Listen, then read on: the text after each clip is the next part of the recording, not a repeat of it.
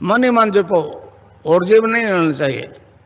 Cling Krishna cling cling Krishna cling cling Krishna cling cling Krishna cling cling Krishna cling cling Krishna cling cling Krishna cling cling Krishna cling cling Krishna cling. अच्छा, अब ध्यान करो भाई 15 minute यहां मुझे देखो और नाम जब चालू रखो। कोई प्रकार की योग क्रिया हो तो घबराएगा नहीं, 15 मिनट ध्यान करो, 15 मिनट में अपना बंद हो जाएगी।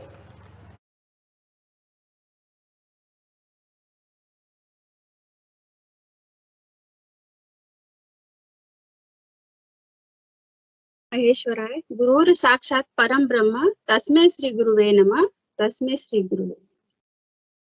अध्यात्म विज्ञान सत्संग केंद्र जोधपुर के तत्वाधान में निरंतर चलने वाले सामूहिक ध्यान एवं गुरु चर्चा कार्यक्रम में आप सभी का स्वागत है। तो ये कार्यक्रम किसी व्यक्ति विशेष या समूह विशेष पर एकाधिकार नहीं रखता है और इस कार्यक्रम का उद्देश्य सभी गुरु भाई बहनों में आपसी प्रेम एवं गुरुदेव के प्रति समर्पण को बढ़ावा देना है। जय गुरुदेव सभी को। कृपया कोई और अपनी बात साझा करें।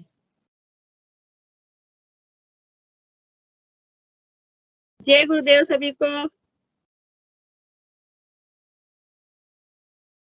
चलो मैं मतलब गुरुदेव के बारे में बताती हूँ कि गुरु क्या है। थोड़ा सा, गुरु वह मित्र, शक्ति व सहारा है जो हमेशा शिष्य के साथ रहता है, कभी भी धोखा नहीं देता। गुरु वह ज्ञान का प्रकाश है जो अंधकारमय जीवन को ज्ञान के प्रकाश से भर देता है। जय गुरुदेव। और अगर जय गुरुदेव, अगर कोई भी गुरु भाई बहन कृपया मंच पे आए और अपनी बात साझा करें। चलो कोई नहीं बोल रहा तो मैं एक बहुत अच्छी बात बताती हूँ कि मेरे है ना, मैं जब 10th क्लास में थी तब से मेरा चश्मा लगा हुआ है। कृपया कोई गुरु भाई बहन अपना कैमरा ऑन कर ले। जय गुरुदेव। थोड़ा अच्छा लगेगा बात करने में, कोई अगर सामने होता है तो। मैं मतलब हाँ, ये गुरु भाई मैं 10th क्लास में थी तब से मेरा चश्मा लगा हुआ था, यानी एक का 2.25 था, एक का 2.75 था। और अभी मतलब मैं जब चश्मा लगा रही तो मुझे सही से दिख नहीं रहा, हालांकि मैंने विजन टेस्ट नहीं करवाया जाके, बट जैसे अब मैं मोबाइल भी देख रही हूँ तो मुझे बिना चश्मे के सही से दिख रहा है, और चश्मा जब मैं लगा रही हूँ तो मुझे क्लियर नहीं दिख रहा। तो ये हमारे गुरुदेव का आशीर्वाद है। जय गुरुदेव। और कोई भी गुरु भाई बहन आए। गुरु भाई आपका आवाज नहीं आ रही है।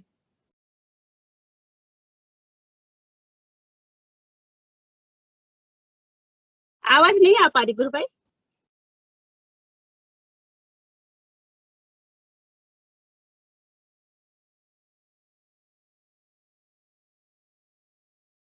कोई भी गुरु भाई बहन, तो अगर कोई भी मतलब कुछ भी साझा नहीं कर रहा है तो आज हम गुरुदेव के प्रति समर्पण और मतलब गुरुदेव से करुण प्रार्थना कैसी होनी चाहिए इस विषय पर चर्चा करते हैं। कोई भी गुरु भाई बहन आए और इस पे थोड़ा मार्गदर्शन, क्योंकि हम उसके ना मम्मी पापा थे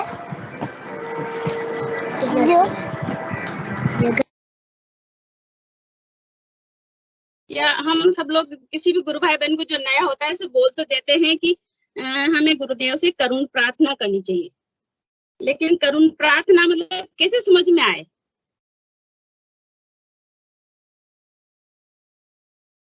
तो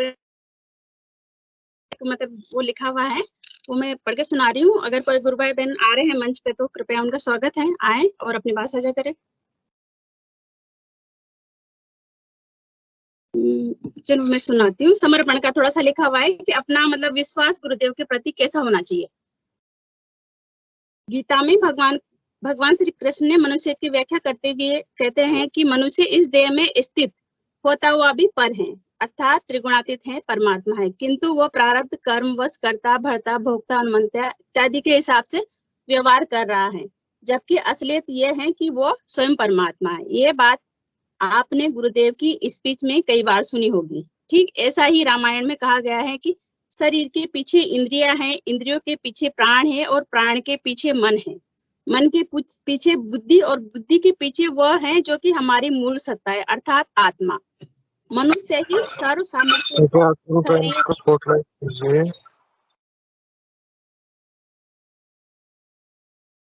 मनुष्य ही सर्व सामर्थ्य शरीर बल, इंद्रिय बल, मन बल, बुद्धि बल यही तो है। मनुष्य जो कि स्वयं में एक पहेली है, जिसकी रचना स्वयं ईश्वर ने की है। अब अगर हम अपने ही शरीर, इंद्रिय, मन, प्राण अथवा बुद्धि के बल द्वारा ईश्वर की बनाई हुई इस मनुष्य जीवन रूपी पहेली को सुलझा लेते हैं, तो फिर ईश्वर से अधिक तो हमारी बुद्धि, मन, प्राण, शरीर आदि हो गए, जबकि ऐसा हो ही नहीं सकता। रचनाकार से ज्यादा सामर्थ्य उसकी रचना में हो। इस जगह मुझे महर्षि अरविंद का कहा हुआ एक वाक्य याद आता है, अध्यात्म जगत में बुद्धि की अंतिम उपयोगिता यही है कि वह हाथ खड़े कर दे और कह दे कि हे प्रभु, मैं कुछ नहीं कर सकता। अब ये समर्पण के ऊपर एक वो द्रौपदी वाला लेख है, मतलब मुझे अब बहुत गहराई से समझ में आया, इसलिए मैं इसको पढ़ के सुना रही हूँ। जब तक हम कह रहे हैं तब तक हमारी सामर्थ्य में जो हो सकता है वही होगा। जब हम पीछे हट जाएंगे तो बुद्धि के पीछे जो है उसका काम शुरू हो जाता है। इसी को मैं समर्पण कहता हूँ। महर्षि अरविंद ने कही है ये बात। तो इसी को महाभारत की एक घटना के क्रम में समझते हैं। द्रौपदी के चीरहरण के समय जब वो राजसभा में उपस्थित अपने गुरुजनों भीष्म पितामह, कृपाचार्य, विदुर आदि जितने भी उस सभा में मौजूद थे, उसने अपनी लाज बचाने के लिए गुहार कर रही थी। तब अपने निज धाम में श्री कृष्ण अपनी परम सत्ता, उनकी शक्ति, राधा, सीता, दुर्गा, चाहे जो भी कह ले, ने कहा कि आप कैसे भगवान हैं कि नीचे आपकी भक्ति की लाज लुट रही है और आप मौन रहकर सब देख रहे हैं, कुछ कर क्यों नहीं रहे। तब श्री कृष्ण ने कहा कि वो मुझसे थोड़े ना पुकार कर रही है, वो तो सभा में बैठे सभी लोगों से कह रही है। बात यहाँ तक आ गई कि साड़ी खींचने के लिए जैसे ही दुशासन उठा और उसने द्रौपदी की साड़ी को पकड़कर खींचना चाहा, तो शक्ति ने श्री कृष्ण से कहा कि अब तो कुछ करो प्रभु। कृष्ण ने कहा उसको मुझ पर भरोसा नहीं। तब शक्ति ने कहा मैं कुछ नहीं समझी, अब तो वह किसी से कुछ पुकार भी नहीं कर रही, अब तो उसका आपके अलावा कोई नहीं है। इधर दुशासन द्रौपदी की साड़ी को जैसे ही अपने गंदे इरादों से के साथ खींचने लगा, उस अबला ने देखा कि कोई बचाने नहीं आ रहा, क्योंकि सब अपनी अपनी प्रतिज्ञाओं में बंधे हुए थे। तो उसने खुद को बचाने के लिए साड़ी को अपनी पूरी ताकत के साथ पकड़ लिया। तब शक्ति ने फिर से कृष्ण को कहा अब तो जाओ। तो कृष्ण ने कहा कि अभी भी उसको मुझसे ज्यादा खुद पर भरोसा है, आपने अपने शारीरिक बल पर, अपने हाथों पर भरोसा है। तभी आखिर में दुशासन ने आगे वो बेबस हो गए। अंततः उसने अपने हाथों से साड़ी को छोड़ दिया और दोनों हाथ उठाकर केवल इतना सा कहा कि हे प्रभु केशव, अब तो आपके सिवाय मुझे और कोई भी नहीं बचा सकता। बस सिर्फ इतना सा कहना था कि कण कण में मौजूद कृष्ण उनकी रक्षा के लिए उठकर आना था, क्योंकि वो कृष्ण तो हमारे अंदर विराजमान है। तो जब उनकी भक्ति मतलब एक एक तंतु उस अनंत परम दे रहा था, हम अपने आप को किसी भी तरह से कमजोर न समझे और गुरुदेव पर भरोसा रखे तथा बुद्धि का प्रयोग केवल नाम जप में करे। नाम जप हो सके इसके लिए भी केवल गुरुदेव से प्रार्थना ही करे। गुरुदेव के अलावा हमारा और कोई कुछ भी नहीं कर सकता, दूसरा कोई रत्ती भर भी भला नहीं कर सकता। जय गुरुदेव।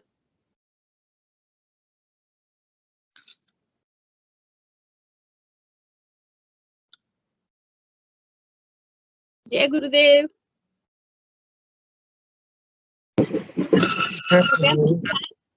और अपनी बात साझा करें कोई भी गुरु भाई बहन।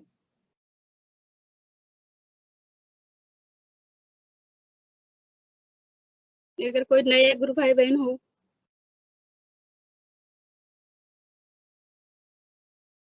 मतलब मुझे जो समझ में आया इसमें जो कहा है समर्पण, क्योंकि पढ़ने में तो बहुत लंबा लगता है, कि जब हम गुरुदेव के प्रति सब कुछ मतलब समर्पित कर देते हैं, कि जैसे वो द्रौपदी कह रही, जब उसने अपना मतलब हर एक प्रयास कर लिया, जब उसने कहा कि हे प्रभु आपके सिवा मुझे और कोई नहीं बचा सकता, अपने हाथों को मतलब आंखें बंद कर ली और छोड़ दिया। इसी तरह जब हम अपने आप को छोड़ देंगे बिल्कुल कि नहीं गुरुदेव ही मतलब सब कुछ है, तो फिर वो आ जाएंगे, मतलब कण कण में विराजमान है वो हमारे अंदर।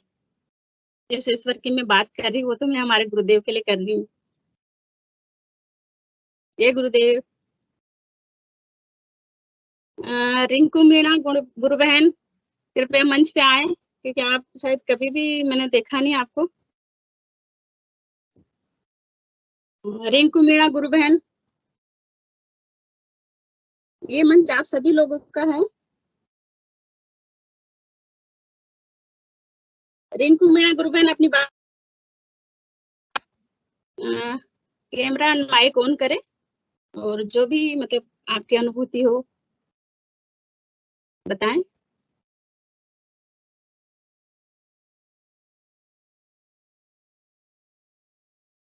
जय गुरुदेव। गुरु बहन आवाज आ रही क्या?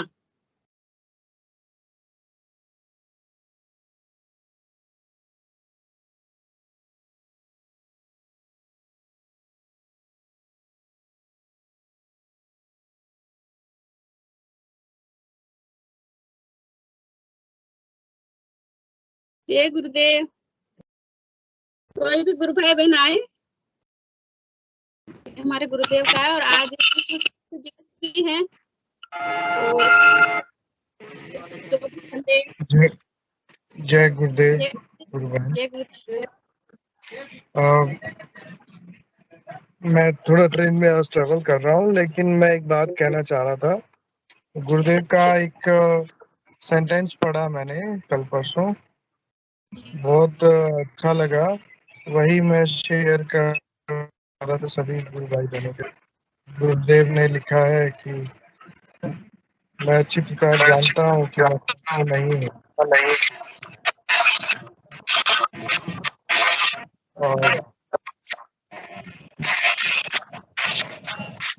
और उन्होंने फिर आगे बोला है कि इसीलिए मुझे निराशा नहीं होती। घाटे नफे का अधिकारी तो वही जगत सेठ है, मैं तो मात्र अपनी मजदूरी का अधिकारी हूँ। फिर गुरुदेव ने अपने लेख में लिखा है 3 दिसंबर 1988 को। गुरुदेव ने एक हमें जो निराशा होती है कई बार सफलता की, असफलता की, जीवन प्रचार में भी कई बार हमें इस तरह की निराशाएं होती है कि क्रम में कोई आया नहीं, इतने लोगों के आने की उम्मीद थी बहुत कम, या सेशन में भी कई बार इस तरह का यदि आते हैं तो गुरुदेव उनका एक ही बात में जवाब देते हैं कि जो करने वाले हैं वो तो स्वयं ही है। हमें कर्तापन जब हटा देंगे तो इस तरह की निराशा से हम बच जाएंगे। तो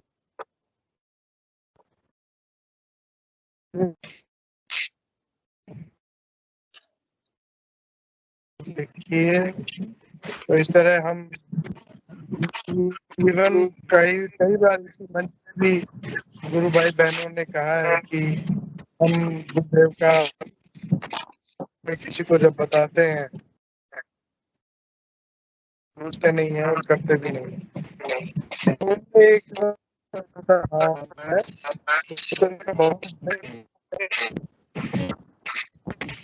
है कि अगर कोई और गुरु भाई बहन अपनी बात नहीं रखना चाहे यार, तो हम सीख सुनेंगे और फिर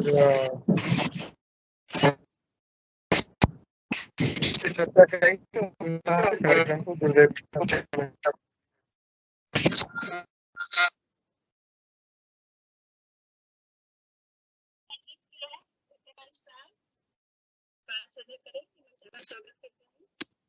जय गुरुदेव।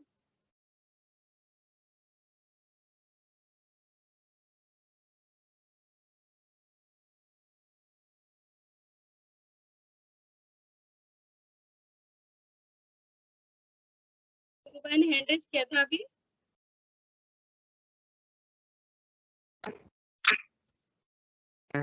सोनी जी नाम से, सोनी आईडी से हैंड रेज किया था। एक दूसरे गुरु भाई जो सिर्फ नोट से जुड़े हैं, या फिर एक गुरु भाई अपने नंबर से भी जुड़े हैं 9390।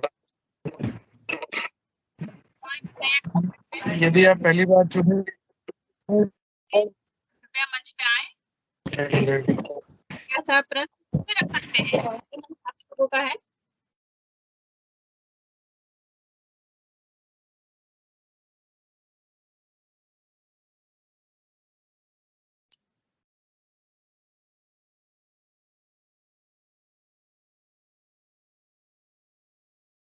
और रामलाल जी भाई साहब अगर हैं तो अभी मतलब जो भी प्रोग्राम हो रहे हो कोटा में थोड़ी जानकारी दे।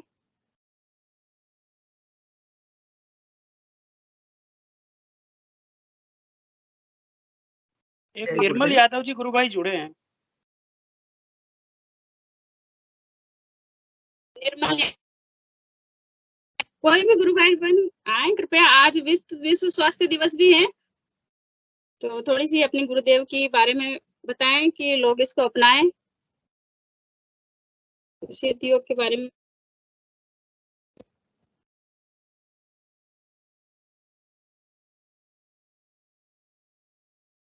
चलो मैं थोड़ा सा बोल देती हूँ कि जो ये योग है सिद्ध योग, तो ये कल्पतरु का, जय गुरुदेव, ये वेद रूपी कल्पतरु का अबर फल है। इससे साधक के त्रिविध ताप शांत होते हैं, आदि दैहिक, आदि भौतिक एंड आदि दैविक, यानी फिजिकल डिजीज, मेंटल डिजीज और स्पिरिचुअल डिजीज। इसके अलावा मतलब कोई बीमारी नहीं है। और जो ये योग सिद्ध योग है, ये मंत्र जप पर आधारित योग है। ध्यान और योग तो इसके फल हैं। ये मंत्र जप पर आधारित है और इसके अंदर सारी बीमारियां ठीक हो जाती हैं। तो मैं इस मंच के माध्यम से मतलब कहना चाहूंगी कि ये सिद्ध योग को लोग अपनाएं और बिल्कुल आनंदमय जीवन जिए। ये सिर्फ और सिर्फ हमारे समर्थ सदगुरुदेव श्री रामदास जी सिया के सानिध्य में ही पॉसिबल है।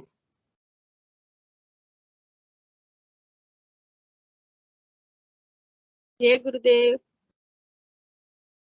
ये आध्यात्म विज्ञान सत्संग से हैंडरेज किया है।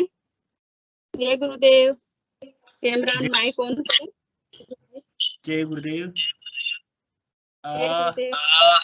अभी अपन लोग चर्चा की, मेरी आवाज आ रही है? हाँ जी। हाँ जी, हाँ जी। अभी अपन लोग चर्चा कर रहे थे कि करुण प्रार्थना कैसी होनी चाहिए और करुण प्रार्थना से क्या मतलब। तो मैं इस पे थोड़ा सा प्रकाश डालना चाहूंगा कि करुण प्रार्थना की को शायद डिफाइन नहीं कर सकते हैं, बट उसको समझने की कोशिश कर सकते हैं। करुण प्रार्थना से मतलब है कि यहाँ पे कोई कंडीशंस नहीं हो। कंडीशंस का मतलब ये कि एक शब्द तो अपने हिंगू भाई साहब यूज करते हैं, अनकंडीशनल सरेंडर को भी अपन करुण प्रार्थना बोल सकते हैं। उसमें होता ये है कि सुख भी आएंगे, दुख भी आएंगे, अच्छाई भी होगी, बुराई भी होगी। एक जब अपन रास्ते पे चलते हैं तो रास्ता कभी सपाट नहीं होता, रास्ते पे ब्रेकर भी आएंगे, खड्डे भी आएंगे। ठीक उसी प्रकार से हमारे जीवन में भी उतार और चढ़ाव आएंगे ही आएंगे। तो उस उतार चढ़ाव में हम संभाव अपने दिल से, अंदर से, आत्मा से, जो अपन बोलते हैं ना कि संभाव वाली भावना रखें। तो उसके लिए चाहे हमारे को बहुत अच्छा सुख मिल रहा हो, चाहे हमें कुछ दुख मिल रहा हो, उस कंडीशन में भी अपन करुण प्रार्थना करते रहे। करुण प्रार्थना का मतलब हमारा जो लगाव है, हमारा जो अटैचमेंट है, वो ईश्वर से, भगवान से, गुरुदेव से सेम उतना ही रहना चाहिए जितना सुख में रहे, सेम उतना ही रहना चाहिए जितना दुख में रहे। ये बेसिकली मन की स्थिति है।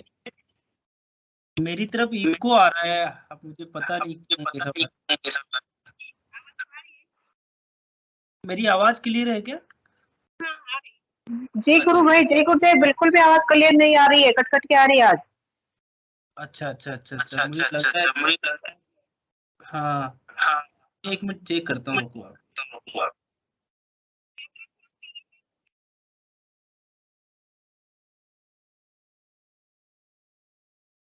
हेलो, अभी आ रही थी आवाज? भाई साहब कैमरा भी ऑन कर लीजिए। हाँ।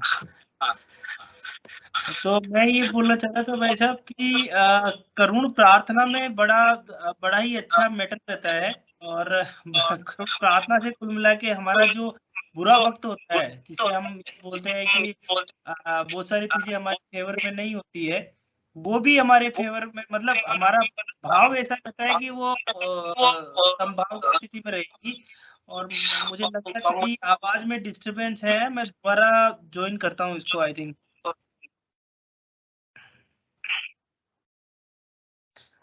गुरुबेन आप कैरी ऑन करें, थोड़ा आवाज में डिस्टर्ब मेरी तरफ भी।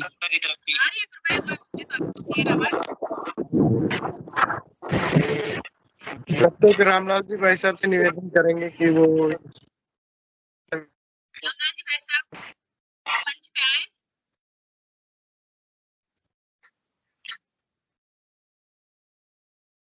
जय गुरुदेव। खाना खा गुरु रहे बहन जय गुरुदेव। एक सेकंड बस, एक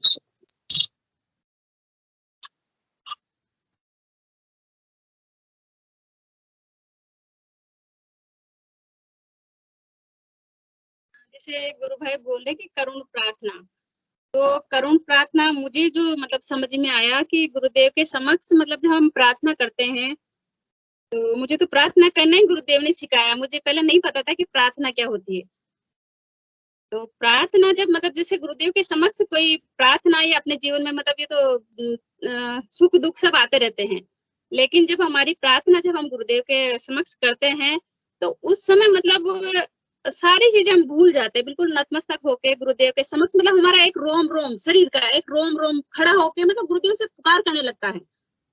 और गुरुदेव मतलब उस समय तुरंत मतलब जवाब देते, चाहे आपको कैसे भी दिए हो। मुझे तो मतलब ये अनुभव किया। और प्रार्थना में मतलब आपको बाहर जब प्रार्थना करते हैं तो बाहर का कुछ भी बाहर नहीं रहता, आपके शरीर का एक एक बाल खड़ा हो जाता है। गुरुदेव और सिर्फ आप उनको निहारते हो, आपको रोना आ जाता है।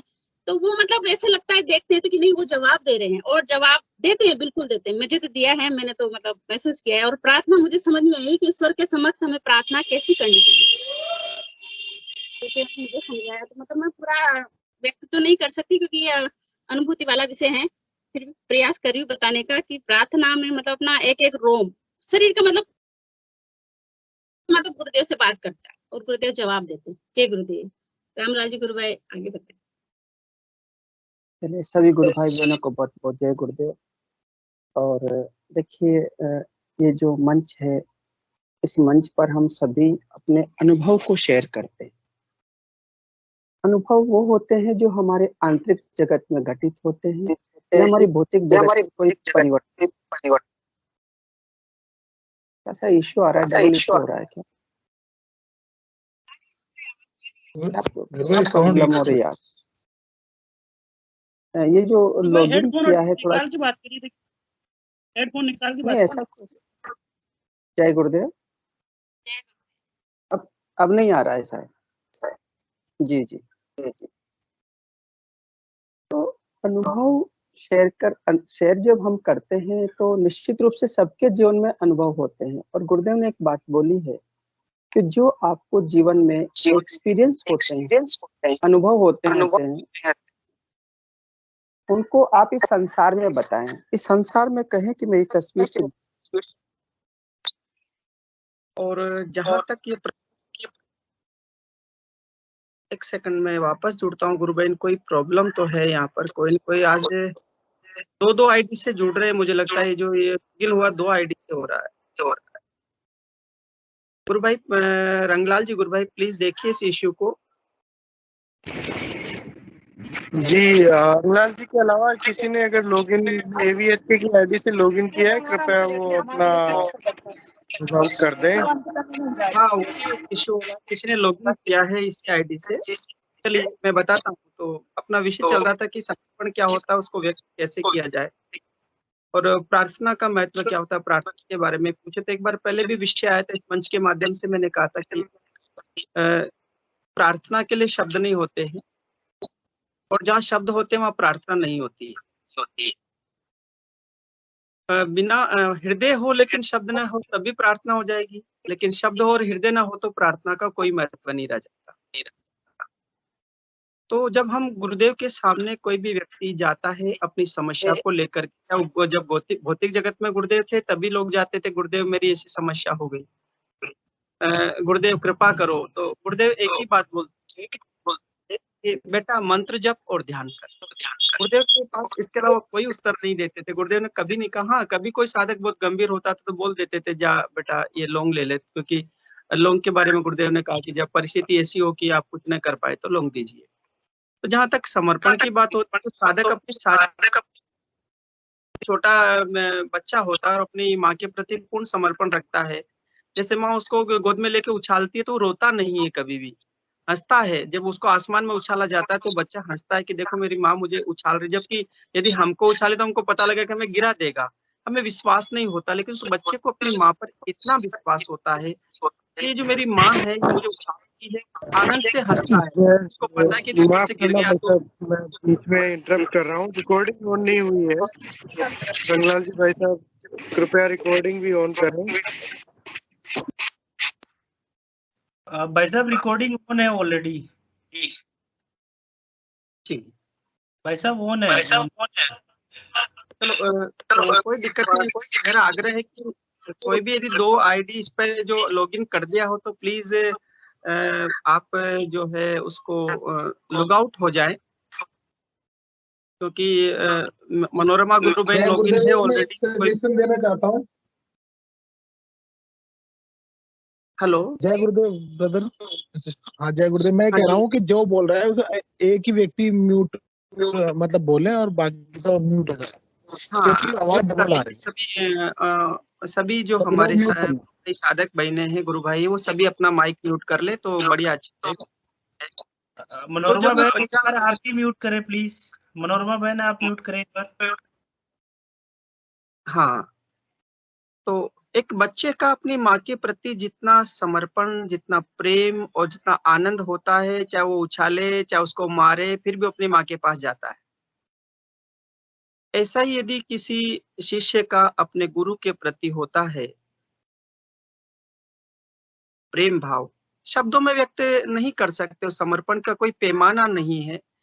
हाँ, इतना रहता है कि जब आपको हर पल अपना गुरु ही याद आए, हंसते गुरु, रोते गुरु, खाते गुरु, चलते गुरु, पढ़ते गुरु, लिखते गुरु, काम करते हुए गुरु, काम करो तो उससे पहले गुरु याद आए। जिस पल आप गुरु को भूल जाते हो पल समझना चाहिए कि मेरा समर्पण वहां पर खत्म हो गया है। तो साधक 24 घंटे गुरु में रहता है, गुरु में रमा रहता है, तो उसे कहते समर्पण। हाँ, यदि मैं भौतिक जगत में गया, अरे मेरे को भौतिक जगत के काम भी करने हैं, और वहां जाकर के मैं अपने गुरु को भूल जाता और भौतिक जगत याद रह जाता है। हाँ, गुरु अंदर तो बैठा ही है। गुरुदेव ने तो कहा कि जन्म से आप बाई बर्थ कंप्लीट है, जन्म से पूर्ण है आपके अंदर। वो आपको नहीं पता, वो जन्म से ही वो मंत्र भी चल रहा है और वो गुरु की सत्ता भी विराजमान है, क्योंकि आकाश और पृथ्वी तत्व इसी शरीर में है।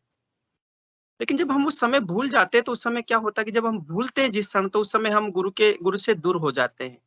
बाहर से तो दूर हो जाते, तो जब अंदर और बाहर से, क्योंकि पहले अंदर से समर्पण होता है और धीरे धीरे धीरे और बाहरी जगत में प्रकट होता है। तो मेरे साथ में ऐसा बहुत सी बार होता है कि मैं जैसे भूल जाता हूँ तो मेरे अंदर से एक तमाचा पड़ता है। मतलब ऐसी स्थिति बनाते हैं वो कि मुझे वो याद करवा देते कि बेटा भूलना मत। कोई साधक का फोन आएगा, वो कहेगा कि मेरे समस्या हो रही, तो जैसे वो समस्या पूछता तो मुझे याद आ जाता कि ओ, मैं तो अपने गुरु को भूल गया क्या। या कोई ऐसे भौतिक जगत में कोई भी व्यक्ति ऐसी बात कर देगा, और ऐसी बात कर देगा तो जैसे हृदय में कष्ट पहुंचा हो, जैसे पीड़ा हुई, और जैसे गुरु याद आ जाएगा। कोई ऐसी प्रसन्नता की बात कर देगा कि ओ, ये तो गुरुदेव की कृपा से हो रहा है। तो हर पल वो गुरु की कृपा, हर पल उस साधक को, उस शिष्य को याद रहती है। जैसे बच्चा अपनी माँ को कभी नहीं भूलता, ऐसे ही जो शिष्य होता अपने गुरु को कभी नहीं भूलता। जैसे स्वामी विवेकानंद हर पल अपने गुरु को याद करते थे। वो चाहे अमेरिका गए तो अमेरिका में जितने कष्ट सहे, तो वो कहते थे मैं अपने गुरु के लिए कष्ट सह रहा हूँ।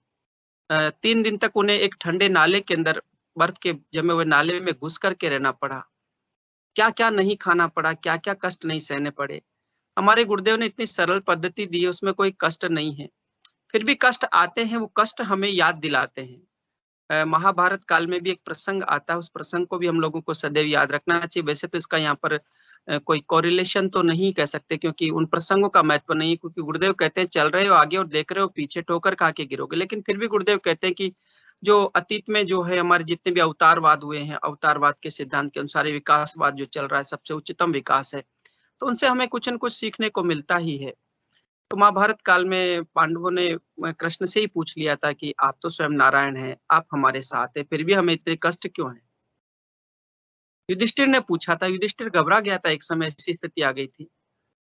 तो जब भगवान कृष्ण ने कहा कि यदि मैं तुम्हें कष्ट न दूं तो तुम मुझे भूल जाओगे, दुर्योधन से भी जल्दी भूल जाओगे। और मैंने सच में देखा है, बहुत सारे साधक ऐसे हैं, बहुत प्रिय प्रिय साधक हुआ करते थे, बहुत दिव्य आराधनाएं किया करते थे। कोटा जैसे शहर में मैंने देखे उनको, वो कहते थे कि गुरु के अलावा हमारा जीवन में कुछ नहीं। आज अपने गुरु को छोड़ करके संसार में पता नहीं कौन से नकली गुरुओं की शरण में चले गए। इसलिए साधक को कभी अभिमान नहीं करना चाहिए, केवल एक पुत्रवत, एक छोटे बच्चे की तरह सदैव अपने गुरु को निहारते रहना। ऐसा क्षण ना आए कि मैं तुझसे दूर हो जाऊं। वो क्षण जिंदगी का सबसे बुरा क्षण होगा, जब गुरु की सत्ता से आप अलग हो जाएंगे। अलग तो नहीं होंगे, कुछ पल के लिए बाहर चले जाएंगे, वापस आना तो वही है। इस संसार का कोई भी प्राणी हो, किसी भी स्थिति में हो, वो एक दिन वापस कहीं भी चला जाए, आएगा गुरु की शरण में। और मैं कल परसों गाड़ी पे जा रहा था और अचानक में जो चौथमल गुरु भाई के साथ में इस प्रसंग भी बात कर रहे थे, मैंने कहा कि अचानक एक दिन ऐसा होगा कि जो आदमी जा रहा है मोटरसाइकिल पर, साइड में चल रहा था, मैंने कहा अचानक ये जो गुरुदेव का जो मंत्र है, क्योंकि ब्रह्मांड में चला गया, इसके कान में पड़ेगा और उसी क्षण ये गुरुदेव से जुड़ जाएगा। तो हमारे प्रयास की जो जरूरत है वो हमें गुरुदेव करवा रहे हैं, हमसे समर्पण गुरुदेव करवा रहे हैं। अभी कोई शिष्य सोचता है कि मैं कर रहा हूँ, मैं ध्यान करता हूँ, मैं प्रचार करता हूँ, ये उसका अहम भाव है। क्योंकि गुरुदेव ने मंत्र प्रकृति में छोड़ने का उद्देश्य ही, गुरुदेव का यही उद्देश्य था कि संपूर्ण मानव जाति का रूपांतरण करना था। अभी मैं प्रचार करने गया था, मैं दिल्ली में, गुरुदेव मुझसे करवा ही लेते हैं, क्योंकि मैंने एक प्रार्थना रोज ही करता हूँ उठते कि हे प्रभु, ऐसा दिन कभी न जाए कि मुझे तेरे कार्य से वंचित होना पड़े। तो और कितना ही कष्ट सहना पड़े, कोई समस्या नहीं। अभी मैं 4 दिन पहले पुलिस डिपार्टमेंट में था, तो पुलिस के जो RI साहब थे, उन्होंने मुझे बातचीत की, उन्होंने कहा कि ठीक है आप प्रोग्राम करिए। उसके बाद बोले कि हमारे DYSP साहब आने वाले हैं, एडिशनल SP आने वाले हैं, आप उनसे भी मिल के जाइएगा। मैं 3 घंटे तक वहीं बैठा रहा, मुझे कोई समस्या नहीं। तो मेरे साथ में जो गुरु भाई था कि देखिए कितना आनंद आ रहा है, हमें गुरु कार्य के लिए 3 घंटे यहाँ पर बिठा रखा है। और वो 3 घंटे बाद में वहाँ उनकी परेड चलती रही। 4 बजे हम गए, शाम को 7-7:30 बजे वापस आए। फिर वो आराम से इतना गुरुदेव ने हमसे तपस्या करवाई। हम समझ रहे थे कि तपस्या का कोई फल तो जरूर होगा ही, क्योंकि गुरुदेव ही जानते हैं। 3.5 घंटे बाद जब वो एडिशनल SP वगैरह सब आए, तो एक मित्र बात करता है, एक दोस्त बात करता है कि अरे भाई आप 1 नहीं 3 दिन प्रोग्राम करवाइए, कंटिन्यू करवाइए, आप तो यहाँ पर करवाते रहे, हमें कोई समस्या नहीं। तो जब हम अपना समर्पण, अपना सर्वस्व न्योछावर कर देते हैं, संपूर्ण न्योछावर कर देते, कोई कामना नहीं, कोई इच्छा नहीं,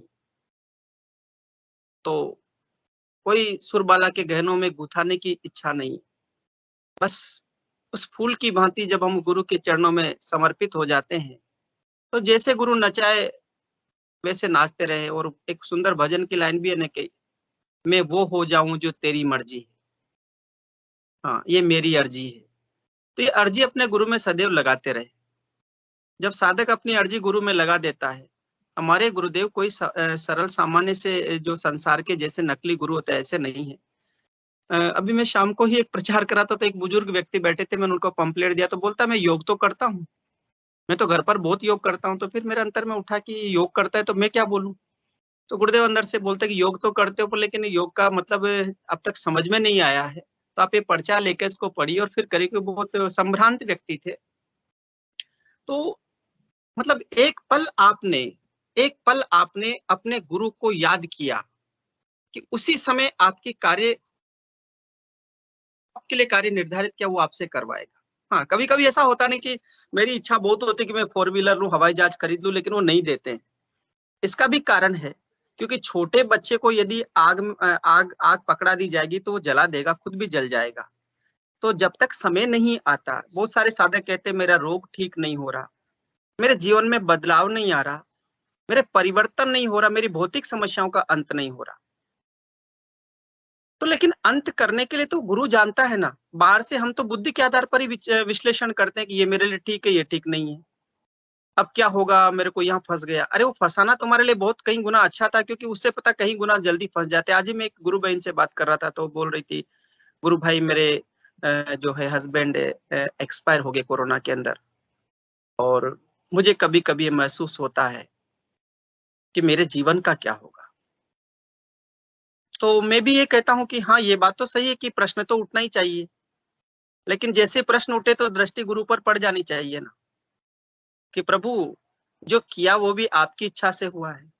क्योंकि इस प्रकृति में जाना तो सभी को, किसी को जल्दी जाना है, कभी किसी का जो शर्ट होती है वो पुरानी हो जाती है तो पुरानी होके उतार देता, कभी जल्दी नहीं होती और नहीं फट जाती है। बस अंतर इतना ही है, फटना तो है। अब जल्दी फट जाती है तो थोड़ा दुख होता है, इसलिए कि अरे मेरे पैसे लग गए भाई, मेरे नई शर्ट थी फट गई है, तो कष्ट तो होता है। लेकिन उन कष्टों में भी पीछे बहुत बड़ा हेतु होता है। ईश्वर की जो शक्ति है वो इस प्रकृति को आदेश दे करके, प्रकृति उसके आदेश की पालना में वो कार्य करती है। प्रकृति अपने बाहर कोई काम नहीं करती है। तो जो हमारे जीवन में कोई घटना घटती है, अच्छी घटे बुरी घटे, बीमारी आ जाए, या कोई ऐसी मानसिक अवस्था आ जाए, या ऐसी शारीरिक अवस्था आ जाए, या ऐसे जीवन में भौतिक अवस्था आ जाए कि हम लोग छिन्न भिन्न से नजर आए, उस समय हमको बहुत ज्यादा फिर हम एकदम से उन्मनेपन में आ जाते हैं और फिर एकदम से गंभीर हो जाते हैं। गुरुदेव ने कहा ना कि पड़ोसी मरा तो कुछ नहीं, जब अपनी मौत आएगी तो आदमी घबराता है, अपने खोटे कर्म याद आते हैं, और जैसे याद आते तो गंभीर हो जाता है और आज्ञा चक्र पर मैं दिख जाता हूँ। तो जितना गंभीर होने का अवसर मिले, जितना उन्मनेपन में आने का अवसर मिले, वो खोना नहीं चाहिए। भौतिक जीवन की समस्याएं तो आज भी थी, आगे भी रहेगी, आगे भी चलती रहेगी, इनका कोई अंत नहीं है। कोई भी साधक ये कहता है कि मेरी आराधना करने से भौतिक जीवन की समस्या का समाधान हो गया, तो एक पहलू हो गया, एक छोटी सी घटना घट गई, वो कोई बहुत बड़ा काम नहीं हो गया। जब वो हो रहा उस समय बहुत बड़ा लगता है, लेकिन बाद में लगता है कि वो तो कुछ नहीं है। मैं अपने जीवन की घटना बताता हूँ कि मैं 38 की एज तक बेरोजगारी घूमता था, कुछ नहीं था, पैसे के लिए, 2 पैसे के लिए भी इधर उधर देखते थे कि हे परमात्मा कैसे होगा ये जीवन सब। अचानक उसने नौकरी दे दी, तब लगा कि वो बहुत बड़ा काम हुआ, लेकिन बाद में लगता है कि ये तो एक स्वाभाविक प्रक्रिया थी, गुरुदेव ने रोटी दे दी इसलिए अपने का जीवन चल रहा है, बाकी तो मुख्य काम कुछ और था, उसके पीछे कुछ और करवाना था। महर्षि अरविंद हुए, वो राष्ट्रवाद के अंदर बड़े बड़े प्रबल थे, रात दिन उनको देश ही दिखता था। वो कहते थे कि मेरा देश आजाद नहीं होगा, मेरे देश में अंग्रेज नहीं भागेंगे तो क्या होगा। एक दिन स्वयं ही कृष्ण आगे और बोलते कि तू देश को आजाद करा भी लेगा तो क्या, आगे क्या होगा इस देश का, जिस काम के लिए तुझे भेजा है यहाँ से निकल और जा। और पांडिचेरी उनको ऑरविल आश्रम भेजा, वहां जाकर के जो उनसे काम करवाया उस कृष्ण की अधिमानसिक चेतना को, सुप्रामेंटल फोर्स को गुरुदेव के शरीर में डिसेंड करवाया। 24 नवंबर 1926 जब दीपावली का दिन था, उस समय दीपावली लगभग निकल चुकी थी, उस समय पूरी देश दुनिया जो आजाद, जो अपनी दीपावली मनाने में मशगूल थी, मग्न थी, आनंद में बीत रही थी, उसी समय कृष्ण की सुप्रामेंटल फोर्स इस राजस्थान की मरुधरा में अवतरित हुई है। आपको ये भी पता होगा कि कलयुग भी राजस्थान में ही आया है। बेराट में कलयुग ने सबसे पहले अपना असर दिखाया था। बेराट में राजा जो परीक्षित राजा जो हुए थे, जो उनके सर पर वो काल चक्र बैठा था, कलयुग बैठा था। और जो ये महाभारत काल में जो अर्जुन व उसके पुत्र पौत्र हुए थे, उसी में से ये कलयुग उन्हीं से आया था। अब यहीं से ही कलयुग का अंत होना है। और महर्षि अरविंद तो कई वर्षों पहले बोल चुके कि आयरन एज इज एंडेड, लोह युग खत्म हो चुका है, ये तो अवशेष मात्र है। लेकिन साथ में गुरुदेव ने एक बहुत बड़ी सुंदर लाइन बोली है जो हम सबको ध्यान में रखना चाहिए। इतना बड़ा विस्फोट होगा कि दुनिया चकाचौंध रह जाएगी। और लेकिन उसके पहले गुरुदेव ने कहा कि जितना बड़ा परिवर्तन आना होता, उससे पहले एक नीरव शांति आती है, किसी को भान भी नहीं होता। कृष्ण के अवतार के समय किसी को भान भी नहीं था कि वो जेल में प्रकट हो गया और सारे लोग शांत थे।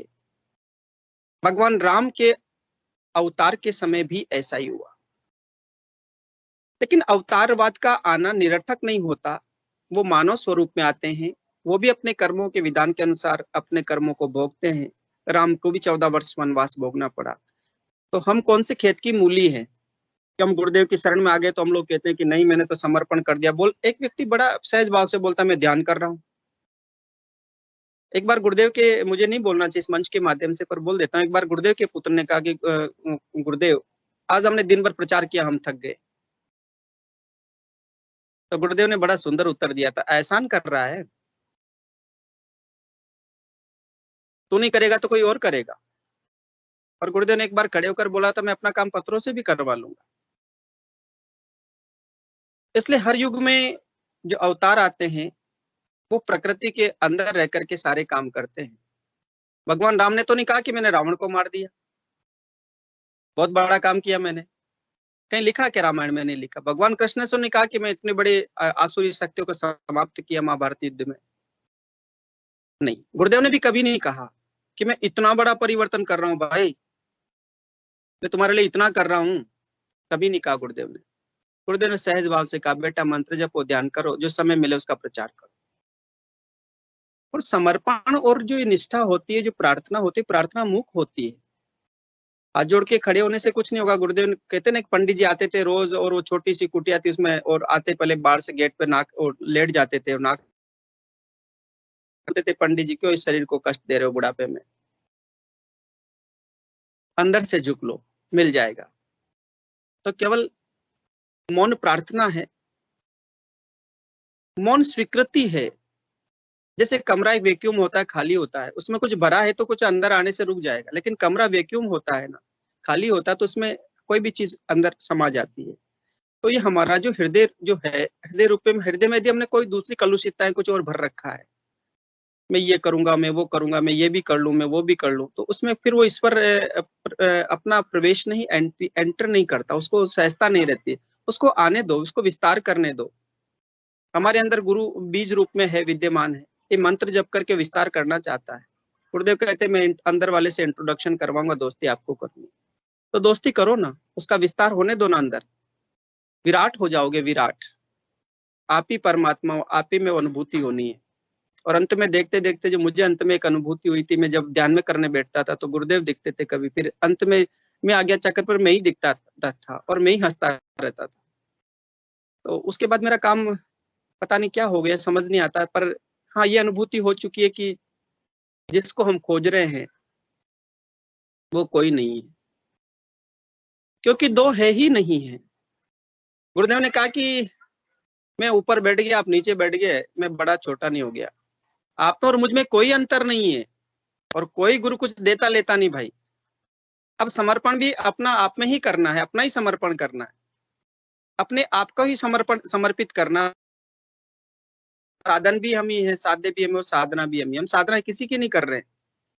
गुरुदेव एक अलग सत्ता और मैं एक अलग सत्ता नहीं है, मुझमें और गुरु में कोई अंतर। हिंगू गुरु भाई जी का सुंदर वाक्य है, गुरु और शिष्य में कोई अंतर नहीं होता, आप में और गुरु में कोई अंतर नहीं। इसलिए किसी भी साधक को कभी भी ऐसा लगे कि मुझे कष्ट आ रहे, तो नहीं, मुझे नहीं, उस परमात्मा को कष्ट हो रहा है, तब फिर शायद वो भूल जाएगा कि नहीं परमात्मा भी कष्ट भोग रहा है, तो फिर मैं तो उस छोटा सा हूं ना।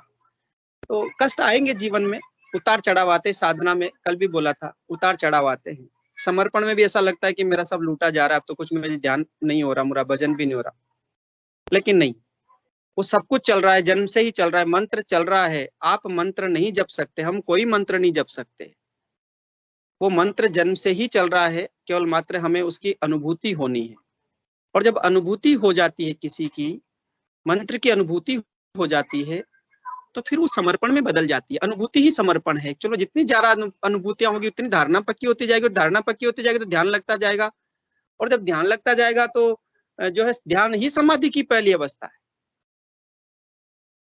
और जब आप, क्योंकि सभी निर्भी समाधि है, तो समाधियों के भी प्रकार गुरुदेव बताते हैं, तो जब ध्यान गहरा लग जाएगा उसी का नाम समाधि। लेकिन ध्यान लग रहा है पहली बार में, आप 15 मिनट आंख बंद करके बैठे हैं तो ये ध्यान ही है, और क्या है। चाहे उसमें किसी का भी ध्यान आ रहा हो, क्योंकि आपकी वृत्ति जिधर है, आपकी जो तृष्णा जिधर है, वासना जिधर है, आपकी इच्छा जिधर है, उसी का ध्यान आएगा। मैं ध्यान में बैठता हूँ तो अभी बोर्ड की कॉपी आई तो उसका ध्यान आता है कि बोर्ड की कॉपी में किस बच्चे के कितने नंबर आएंगे चेक करनी है, तो अभी मेरा ध्यान वहीं लग रहा है, तो गुरुदेव वहीं लगवा रहे हैं। मुझे कोई समस्या नहीं इसमें कि कहाँ लगवाना है, उस कॉपी में भी पढ़ते देखते देखते फिर वो गुरु ही नजर आने लग जाता है, तो समस्या समाप्त हो गई ना। तो समस्या कुछ है ही नहीं है, कुछ भी साधना नहीं करनी है, कुछ भी झंझट नहीं करना है, सहज भाव से जैसे है वैसे बने रहिए। आध्यात्मिक मार्ग में कुछ करना नहीं होता है, भौतिक जगत में कुछ करना पड़ता है, प्रयास करने पड़ते हैं। भौतिक गुरुदेव कहते हैं भौतिक जगत के काम करते हो वहां पर प्रयास लगा, बुद्धि का प्रयास करो। यहाँ पर बुद्धि का कोई प्रयास नहीं चाहिए, सहज भाव से बैठ जाओ, चुपचाप आंख बंद करके बैठ जाओ, तेरा तुझको अर्पण क्या लागे मेरा। और एक ही जीवन में 2 जन्म होते हैं। एक जन्म हमारे फिजिकल बॉडी है, तो फिजिकल लाइफ मिला है, तो फिजिकल चला रहे हैं हमारे बंधन बांधु बंधव सबके साथ में रह करके। लेकिन दूसरा एक आध्यात्मिक जन्म जो हमारा हुआ है, एक द्विज बनने की यात्रा है। इसके सुंदर अवसर इस मनुष्य जाति को नहीं मिलेगा भाई। तो इस समय को गंवाओ मत, जितना अवसर मिले मंत्र जप लो, बैठ लो, कह दो उसको कि तू ही मेरे अंदर बैठा, मैं हूं नहीं, मैं मर गया हूं। जब मैं था तो हरि नहीं, जब हरि है तो मैं नहीं, प्रेम गली अति साकरी वहां में दोनों समाए। एक ही है, हरि और आप में कोई अंतर नहीं है। तो मीरा की तरह लगन लग जाएगी तो फिर वही दिखाई देगा, सब जगह वही दिखाई देगा। राधा की तरह लगन लग जाएगी तो वही दिखाई देता। उद्धव को बोलती है कि उद्धव कौन से विरह की बात करता है तू? वो कृष्ण तो मेरे साथ बैठा है, गोपी बोलती है, राधा बोलती, तो आपके साथ बैठा है ना, कहाँ वहां बाहर थोड़ी ना बैठा है। ये सब कुछ जो कुछ मिलना अंदर से मिलना हमारी अंदर की यात्रा है, बाहर के प्रयासों से कुछ नहीं मिलने वाला। कितने प्रपंच करो, कहीं पर भी चले जाओ, किसी से भी मिल लो, कोई कुछ नहीं देगा। जब गुरुदेव ने कह दिया कि कोई गुरु देता लेता नहीं, तो फिर शिष्य क्या दे लेगा। तो पीके सिंह जी गुरु भाई भी हैंड रेज कर रहे हैं। मैं अपनी बात को यही समाप्त करूंगा कि केवल और केवल मात्र बाहर और भीतर के सारे अंगों को जैसे कछुआ समेट कर आप बने रहिए प्लीज, कृपया मंच पे। मैं बस समर्पण के लिए 2 लाइन सुनाऊंगा, बस ज्यादा नहीं, 2 लाइन सुनाइए। गुरु भक्ति भाव की सरिता है, अंतर मन नित्य नहाना है। गुरु भक्ति भाव की सरिता है, अंतर मन नित्य नहाना है।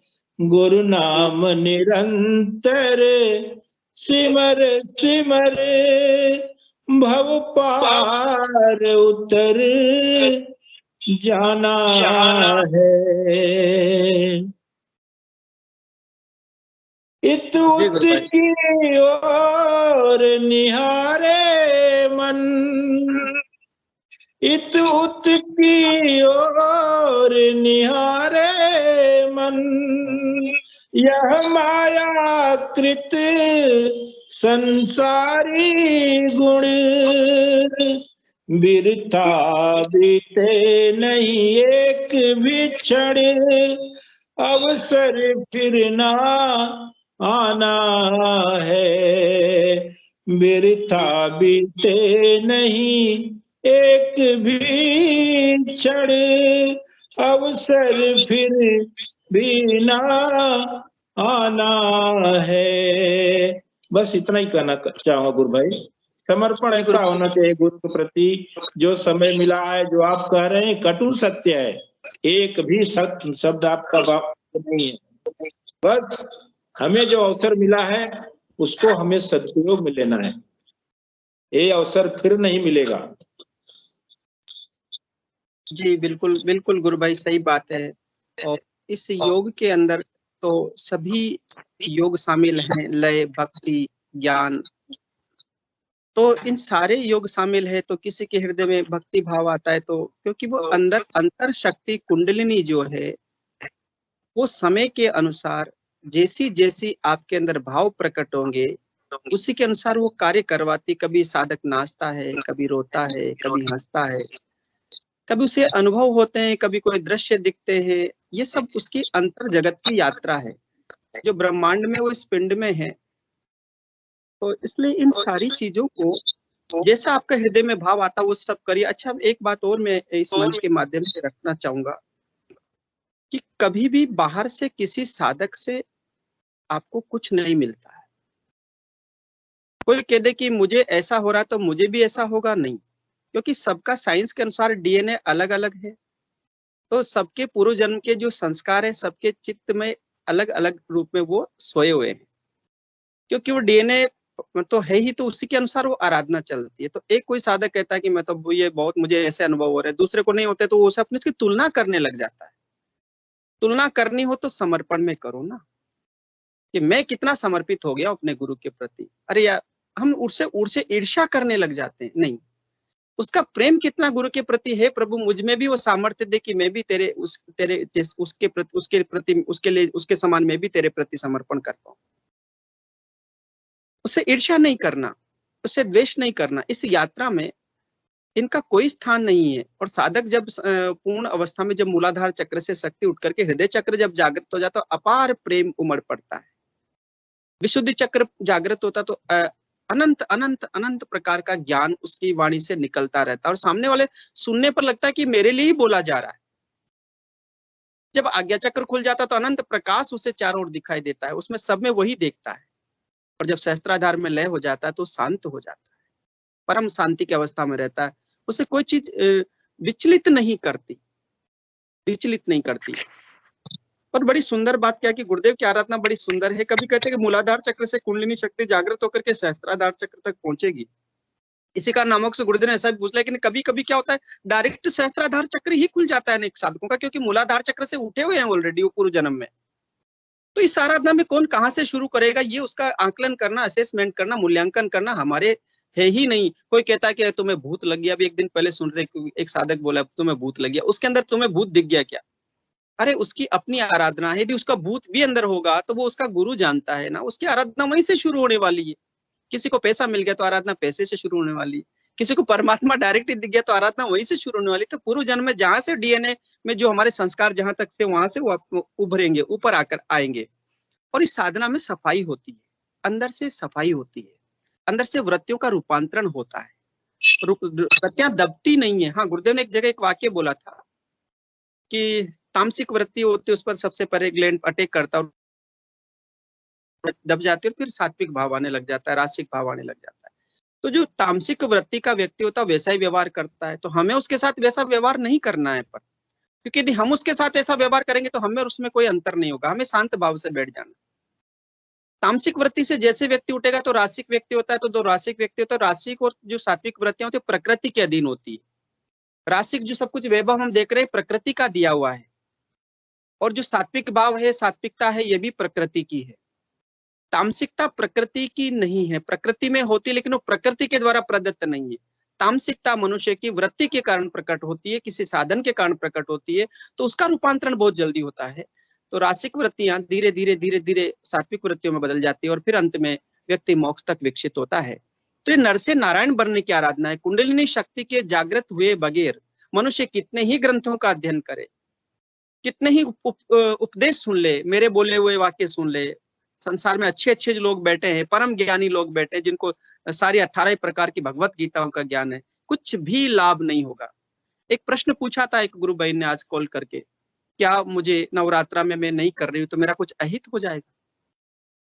अब तक मैं नवरात्रा करती आ रही, तो मेरे को समझ में आया कि नहीं, ऐसा कोई हित और अहित का मैटर ही नहीं है। अंदर हित अहित नहीं होता। हित और अहित तो बाहरी जगत में दिखता है। आपको कुछ मिल गया तो हित हो गया, और आपका जो आपके कहे अनुसार नहीं होता हित हो गया। मेरे को छुट्टी चाहिए थी, मिल गई तो मेरा हित हो जाएगा, मेरा अपना काम साथ लूंगा। अब छुट्टी नहीं दी तो मेरा हित हो जाएगा, मेरा काम कैसे होगा? ये आपके बाहरी जगत के विषय, भौतिक जगत के विषय। आंतरिक जगत में हित अहित का कोई प्रश्न नहीं है। आप वहां पर क्या खाते हैं, क्या पीते हैं, कितना आप आराधना, कितना आप व्रत करते, उपवास करते, इनका कोई महत्व नहीं। पूरा शरीर सुखा दोगे, कुछ नहीं मिलेगा।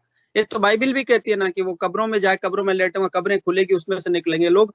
वह साधना प्राप्ति करने के लिए, कुंडलिनी जागृत करने के लिए आग में बैठ जाते थे, खड्डा खोद करके बैठ जाते थे, पानी में खड़े हो जाते थे। उस युग की आराधना वैसी थी। गुरुदेव ने कहा ना कि ये सतयुग की में आराधना का, सतयुग की आराधना वैसी थी, सतयुग के अनुसार थी, द्वापर की द्वापर के। ये कलयुग है, यहाँ पर साधक इतना नहीं कर सकता, मनुष्य के पास इतना करने के नहीं। तो इसलिए यहाँ पर हरि नाम के जप से ही सब काम सिद्ध हो जाएंगे। तो एक गुरुदेव ने हरि नाम का जप दिया है, मंत्र जप है। दूसरा सुबह शाम 15 मिनट ध्यान है। तीसरा जितना प्रेम में, आनंद में, जो कुछ होता है होने दो, कुछ मत मांगो, कुछ मत कहो, जो होना है होने दो। गुरु और आप अलग है ही नहीं, एक ही है। तो जो समर्पण है उसमें, समर्पण में सब मिट जाता है, न मांग रहती है, न डिमांड रहती है न सप्लाई रहती, कुछ नहीं होना है। समर्पण मतलब समर्पण। समर्पण ऐसा ही होता है जैसे स्त्री एक पुरुष के प्रति अपना कर देती है, बस अपना पियर छोड़ के ससुराल में चली जाती है, सब कुछ वहां पर त्याग करके आ जाती है।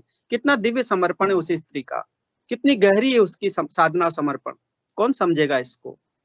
इसी प्रकार से एक शिष्य अपने गुरु के प्रति इतना समर्पण कर देता है कि तेरा तुझको अर्पण क्या लागे मेरा, अच्छा भला तेरे हाथ में, जो करेगा सो तू करेगा। और गुरुदेव ने कहा कि जितनी श्रद्धा मेरे अपने गुरु के प्रति रही, जितना प्रेम मेरे गुरु के प्रति रहा, मेरी अगरबत्ती की सीख नहीं लगी, आपकी भी नहीं लगेगी। केवल मात्र मंत्र जप और ध्यान से ये साधना सरल, एकदम सरल साधना है, इसी से परिवर्तन आएगा। सबको बहुत बहुत जय गुरुदेव। मैं कुछ दिखाना चाहती हूँ आप लोगों को। बताइए बताइए बताइए बताइए। कैमरा मेरा बंद कर दिया है। कैमरा ऑन कर दो भाई उनका, गुरु बहन का कैमरा, गुरु बहन का कैमरा।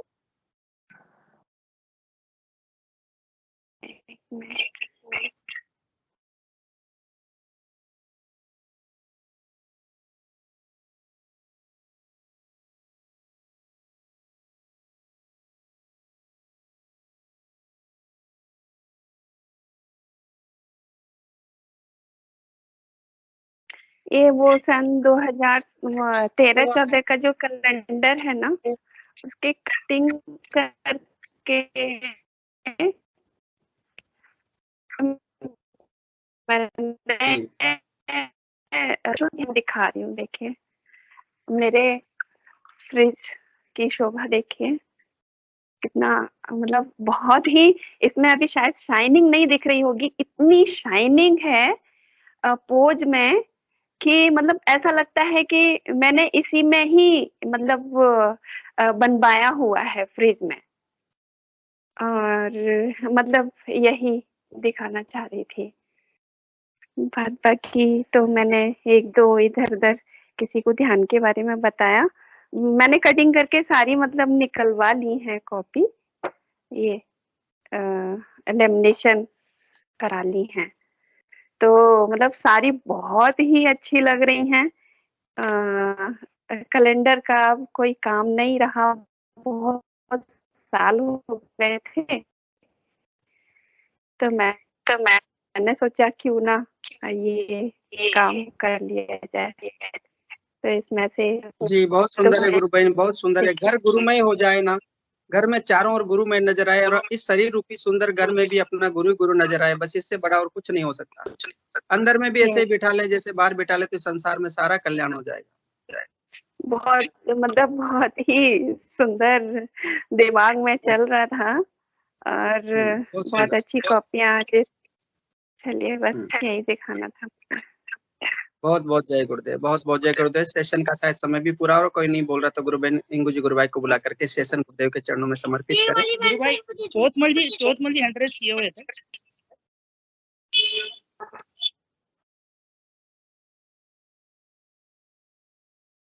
जय गुरुदेव सभी को। गुरुदेव की दिव्य चेतना सभी में सिद्ध हो, जगत व्यापी हो और जगत के कल्याण के लिए हो। जय गुरुदेव सभी को, बहुत बहुत जय गुरुदेव। मनोरमा जी जय गुरुदेव, जी जय गुरुदेव, सभी को जय गुरुदेव, बहुत बहुत जय गुरुदेव। टाइम हो गया, आपका लेंगे सवाल। जय गुरुदेव, जय गुरुदेव, विजुअलाइजेशन